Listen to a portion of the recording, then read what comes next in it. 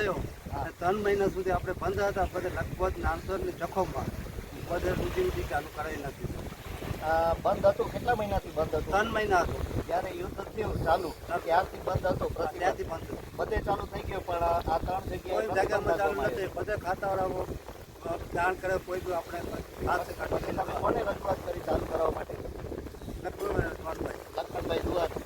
અને એમની જાણ કર્યા પછી કેટલા સમયમાં ચાલુ થઈ ગયું? એ 8 દિવસ ચાલુ થઈ ગયું. 8 દિવસમાં. અત્યારે તમને કેવો આનંદ થાય છે? આ તમારી અત્યારે રોજગારી ચાલુ થઈ ગઈ. આ સમગ્ર મજૂરો અત્યારે અંદાજિત 2 થી 3 હજાર જેવા મજૂરો અત્યારે જોવા મળે છે અને માછીમારો પણ બધા કામ કરી રહ્યા છે. તો અત્યારે તમને સૌને શું અનુભવ થાય છે? બધાને રોજીરોટી ચાલુ થઈ ગઈ. 2000 માણસો કાઢવાવાળા છે, બીજા મચ્છી પકડવાવાળા છે, બીજા મજૂર ગરીબ આદમી છે, બધે નાના મોટા તરીકે રોજીરોટી હાલે છે. હું જખો ગામનો માછીમાર છું.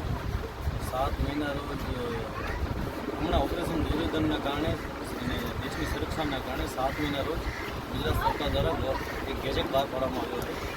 જખો, નારાયણ સરોવર અને લખપતમાં તમામ માછીમારીની તમામ પ્રક્રિયા ઉપર પ્રતિબંધ લાદવામાં આવ્યો હતો. ત્યાર પછી ઓપરેશન નિવેદન પૂર્ણ થયા પછી પણ આ 3 સેન્ટરો ઉપર માછીમારી માટે પરવાનગી આપવામાં આવી નહીં. પછી જખો બંદરના માછીમારો બધા ભેગા થઈ અને બધા પોસ્ટ ઓફિસે ગયા હતા. ત્યાં એ લોકો કોઈ રિસ્પોન્સ આપ્યો નહીં. ત્યાર પછી અમે કલેક્ટર સાહેબને મળ્યા હતા. બધી જગ્યાએ જે જગ્યાએ દોડવાનું હોય તે જગ્યાએ અમે દોડ્યા હતા. અમારું કોઈ નિર્ણય આવ્યો નહીં. ત્યાર પછી અમને જાણવા મળેલ લખનભાઈ દુઆ સાહેબ અહીંયા જખો બંદર ઉપર આવ્યા હતા. અમે અમારી જે પણ પરેશાનીની મુશ્કેલ હતી અમે સાહેબને જણાવ્યો હતો. પછી એ લોકો લખનભાઈ સાહેબ અમારા ભેગા ઊભા રહ્યા. અમારા ભેગા ઊભા રહી કરીને રજૂઆત કરી.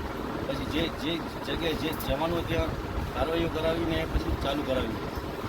એ લખનભાઈ દુઆ સાહેબ જ્યારે જખો બંદર ઉપર આવ્યા ત્યારે 8 દિવસની અંદર માછીમારી પર જે પ્રતિબંધ હતો તે હટાવવામાં આવ્યો અને અત્યારે માછીમારી ચાલુ છે. અમારે બધાની રોજી ચાલુ છે, મજૂરોની રોજી ચાલુ છે, માછીમારોની રોજી ચાલુ છે.